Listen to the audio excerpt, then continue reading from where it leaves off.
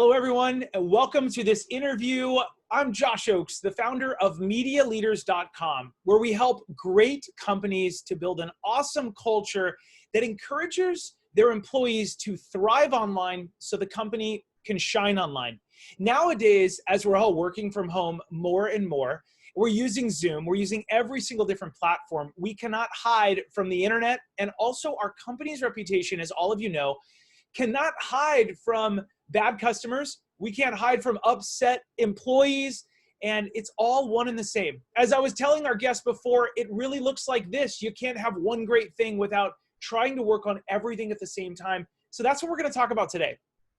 As many of you know, I travel the country, or used to, and now I Zoom around the country, teaching students how to be safe on the internet so they can shine online. So this is embedded, ingrained in my background as a person. And today we're going to talk really so much about how your employees can thrive online and what you can encourage them to do. Employees, if you're listening here today, we're going to give you examples on how you can do some side projects that really show how to put your best foot forward. Also talking positively about your employer. All right, we have an amazing guest live from Phoenix, Arizona, where it is as hot as the sun here today. And we have the director of marketing at crash.co. His name is Jeremy Chevallier. It's a French, beautiful last name that I did a close job of saying in English. But Jeremy, I want to welcome you to the podcast. And I want to tell us a little bit about what crash.co does. Thanks so much, Josh. Great to be here. So Crash is a video pitch platform where candidates, especially those early in their career who don't have a strong resume or necessarily a ton of work experience in a particular field, can create video pitches, just like what you see on our homepage, to put their best foot forward, to create a stronger signal on their job hunt, and to position themselves as an incredibly strong candidate for the hiring process. That's what we are right now. And we specifically focus on helping the individuals, the job seekers, pitch whatever companies, whatever roles they are interested in. I love this because, as it says on your site, now everybody, you know that I don't get paid by any of our guests. So the old way to find jobs: bullet points, resumes, cover letters, applications, lions, tigers, and bears. Oh my. Basically boredom and black holes. And I agree with this 100%. And you guys are moving it to more like, hey, I'm this person. Here's a little video from me, which, by the way, as everybody knows, video is more searchable. Video is more digestible. It's easy, it's bite-sized, and it gives us that warm, fuzzy feeling this is a great candidate. So I love where you guys are going with this. Now, you were a guest on our blog, and we asked people, are you job searching? CEOs and hiring managers search your social media, your content, and more. Jeremy, I want you to kind of walk us through one of your tips on this Roundup article. That I love that picture, by the way. Such a great suit. Is that your wedding? That is my wedding day. That's awesome. That's a great photo. You cut out the more significant, the more important person though, which is So walk us through how to share our passion and expertise for the industry that we're looking to work with or in. Sure. So the number one thing to keep in mind is that this is not about getting jobs or trying to make yourself impressive so that somebody will recruit you or whatever. Although obviously those are things that we want. Yeah. The fundamental concept here is, if you're not in a career that makes you come alive every single day, you should be. And you may have had a career path up to this point that you've heard is not what you love, or you may have had to make decisions to feed your family or to feed yourself that have led you to where you are today. And we are not of the philosophy that any path is the wrong path. Rather, that if you feel that you're on the wrong path at any point, that you should take steps towards getting on the right path. And what that means is creating a body of work that shows curiosity and passion for specific kinds of topics, for industries, and really like learning out loud and working out loud. A lot of times, the older view, or the legacy view on career building, is like the 9 to 5 for 40 years and then you retire thing. And what we've been seeing a lot more transitioning to as a society these past, I would say, decade or so, and continuing to transition to moving forward, is really more so a gradient of career opportunities that comes in the form of jobs, like my current employment status at Crash, but also freelance,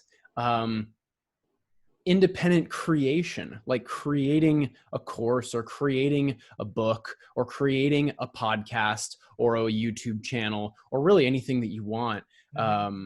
And we're finding that great careers are forged of these independent pieces that all sort of create a consistent environment that shows, oh wow, this person is clearly curious about JavaScript development and front-end development. Like they're active on GitHub. They've done a couple projects, and they're clearly passionate about climate change, because both of their featured projects on their website have to do with climate change, or they're clearly passionate about whatever, because the blog content that they're publishing on their site and the passion projects that they're working on relate to this particular industry or this particular challenge. That's what we love to see.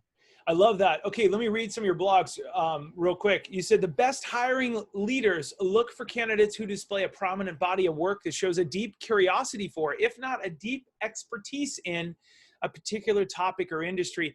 I tell students and professionals, your past performance is a predictor of future behavior. But you could also say past behaviors are a predictor of future performance. Yep. And what you're really getting at, for everybody that's listening to Jeremy right now, is what you do on social media and what you do if you don't have a personal website and you're interviewing, or you want to move up the ladder or do whatever, you can have a personal site. Make sure that it shows off who you are as an awesome person. It could be self-deprecating, but it shows projects, right? What else should it show? Like, ideal candidates consistently invest in themselves or invest themselves into side projects. Give us some examples, Jeremy.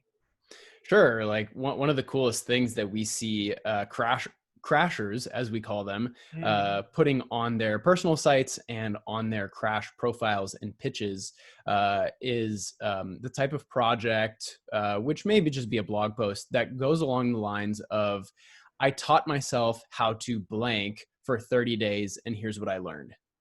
I love that.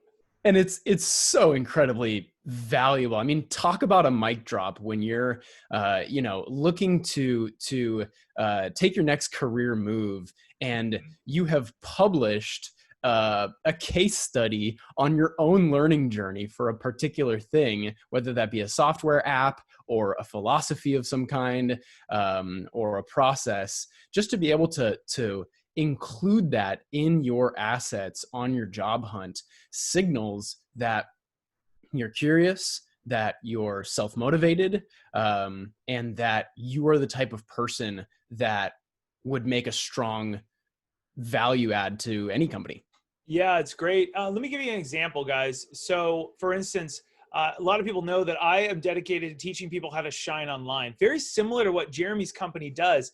And so there's all these neat things, but I'm also remodeling houses on the side for fun. And I know that, and I know a lot of people have asked me over the years, Josh, should I have 2 LinkedIns, one for my realtor side and one for my artist side? I was like, dude, you're the same person. Yep. They're going to discover both. Why not just be the same Jeremy, right? This and this. So for me, I actually do nerdy stuff. I teach people how to fix houses. In between my speeches to students, here's how I remodeled my shower. Here's how drywall fun, fireplace, redid the fireplace. It's stuff you're going to find out about me, but I'm showing exactly what Jeremy said. It's a body of work so that if I go to a bank, I go, here's my remodel stuff. I want to buy this house or do this commercial property or something on the side that's really fun. Here's all the things that I've done that are in here. You're the same person, right? People are going to discover it. Why not tell a little story with that so they can go, hey, I watched that one. I love it. I see that your past behaviors are really a predictor of the future performance. Am I hitting something there, Jeremy? Am I wrong? Set me straight. No, you're 100% spot on. I mean, not only are you getting the benefit of learning by doing those projects and just sort of becoming more valuable in that area of life, home remodeling, you're documenting it as well, and you're creating a digital paper trail that sort of speaks for you. And like you mentioned earlier about showing up in search results, opportunities that you had never been looking for can actually come your way when you expand yourself and invest yourself into side projects, collaborations, and that sort of thing that are sort of existing out there on their own. So it's just, it's a double benefit and more. Yeah. Those of you listening or watching this interview here today, if you haven't Googled yourselves in the last couple months, please do that. Google your name plus your city, plus your name plus the company you're currently working at or past worked at. Google your name plus some other stuff. We teach students how to do this and professionals. Put your name in quotes and without quotes. If you see a bunch of other people, name in quotes plus the city name. I mean, really refine that, because that's what employers are doing. And if they're not, they're like, we don't do that. Two things are happening. Number one, the employer isn't doing very good due diligence. Or number two, they're kind of not telling you the full truth, because they should be doing that, quite frankly.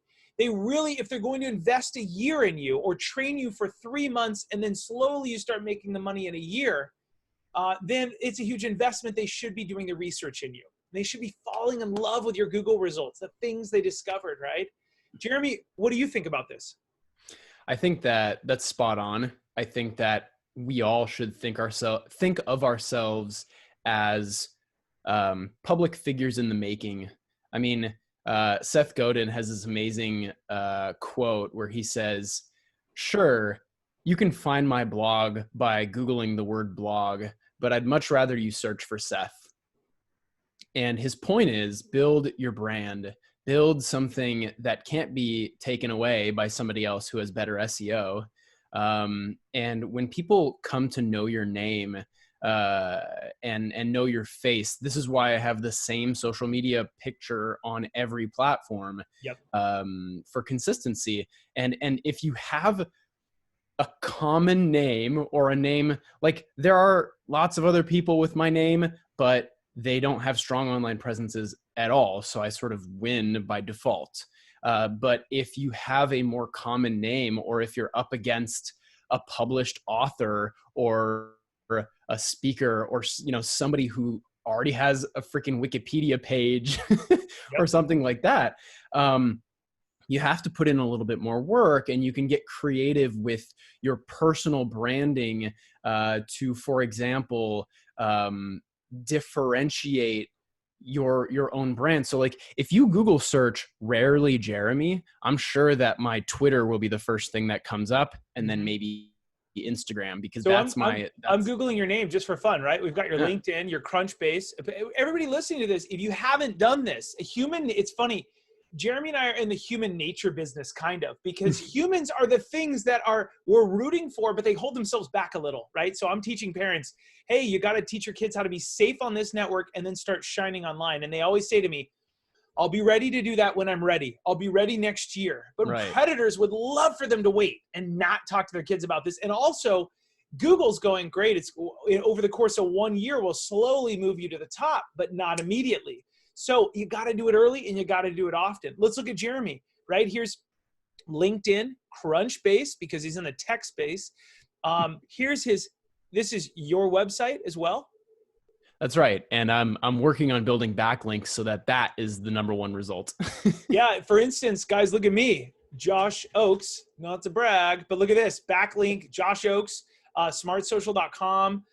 We've got on the right-hand side, because I wrote a few books, it's picking it up and putting me over there. Yep. We've got Twitter. We've got LinkedIn.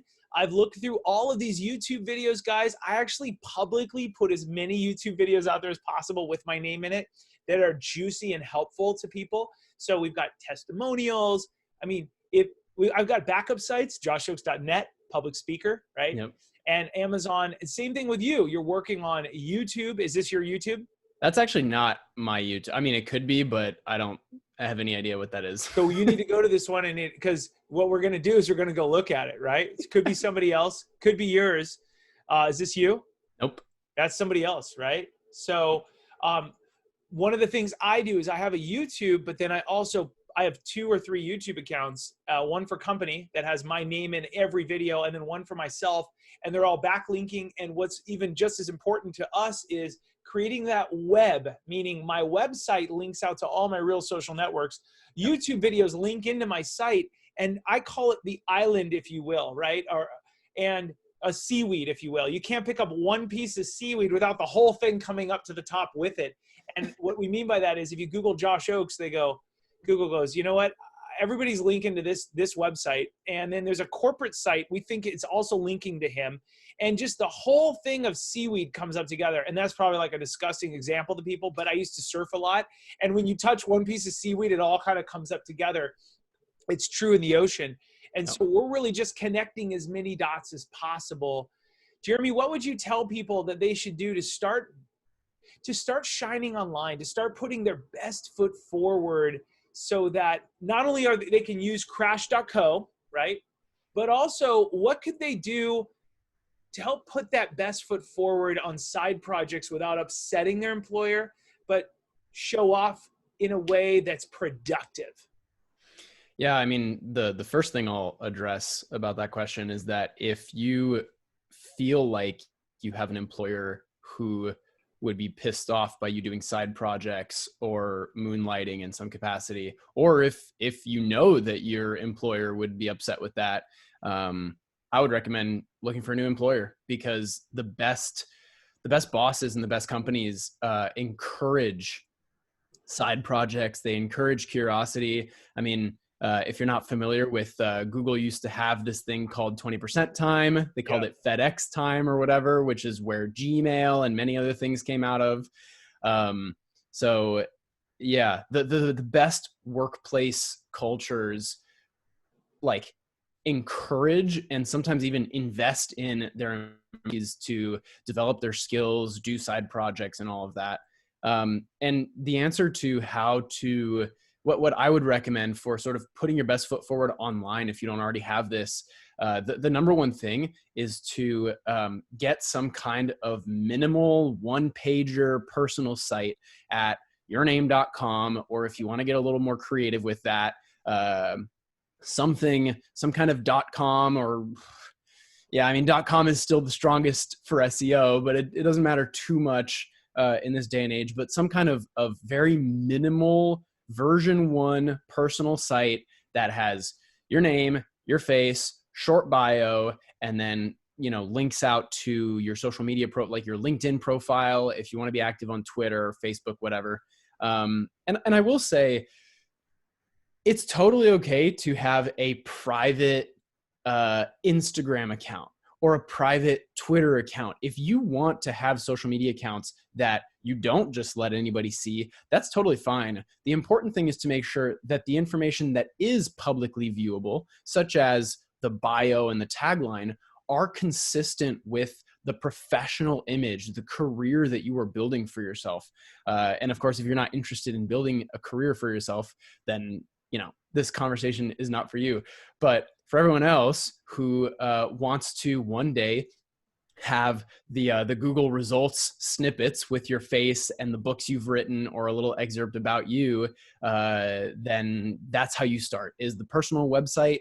And then you add a link to your personal website from your LinkedIn, from your Instagram, from your Twitter, from everything else. And you start to teach Google and the other search engines that anytime there's a mention of you, it's pointing back to this particular website, which means this particular website must be the single source of truth for the person whose name is yours. Yeah, remember everybody that when people are searching for you, they're actually searching for 2 keywords. You're not a person to the internet. You're a topic that happens to revolve around 2 keywords. And those keywords, if I'm the authoritative website on those 2 keywords, Josh Oakes, right? Then it's going to put that first. Hey, everybody that talks about Josh Oakes, it's joshoakes.com. There's a .net down here. There's his Twitter. There's his corporate site. There's all these YouTube videos. By the way, Google owns YouTube. The number 1 search engine in the world, everybody, is Google. The number 2 is YouTube, and they're owned by the same parent company. So it behooves you to be on both of them in a strong way. All right. Hey, Jeremy, this has been really enjoyable. I want to leave you last word. If a company's looking for some, or let's just say somebody's out there job hunting, what's one of the things, what do you think they can do to their LinkedIn, or maybe even sign up for your site, that's going to make the biggest impact that takes less than an hour? Less than an hour for the biggest possible impact. Go on LinkedIn, run an advanced search for the type of business leader that you aspire to be, such as if you would like to become a VP of marketing, look up VPs of marketing on LinkedIn, refine your search with the advanced search parameters that LinkedIn offers, refine by company, however you want to do that, and then send cold connection requests to the people who catch your eye, who seem like the type of, who seem like they've sort of done what you would like to do in the next 5-10 years, and just connect with them genuinely and say, hey, I'm an aspiring leader.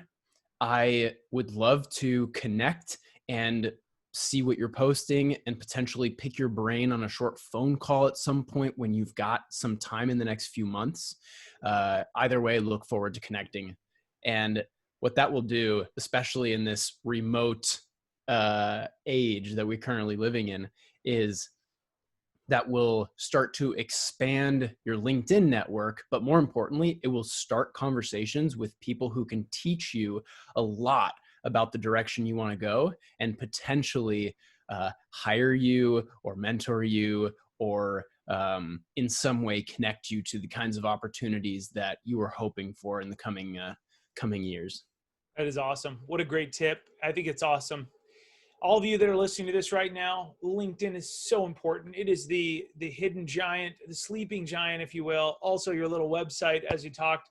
Companies, if you're looking for a social media policy, some kind of guidelines, you can go to MediaLeaders.com and learn more. We've got a new webinar coming out very soon that teaches you ideas on really how to show your employees the positive side of social and what they can do and a little bit of what they can't, so that then they have free reign to thrive online, so that your company comes up great in Google results, which is a competitive advantage. And your employees are your influencers. Do not think you're gonna go hire some Instagrammer. Your employees, Reuters has tens of thousands of employees. And if you look at the amount of Facebook and Twitter followers those people have, not to mention Instagram, it vastly outperforms the company's social media accounts. So please remember that the people that are working for you are your number 1 asset. They are amazing, and we're rooting for them here at MediaLeaders.com. Jeremy, thank you for your time here today. We appreciate you. The rest of you, those of you who are watching, I have a book out called Light, Bright, and Polite. And as always, remember that everybody's watching. So make sure that whatever you're posting online, you know that it's going to change your Google results for the next 5 years. We'll see all of you very soon. Please rate, subscribe, and review. Have a great day.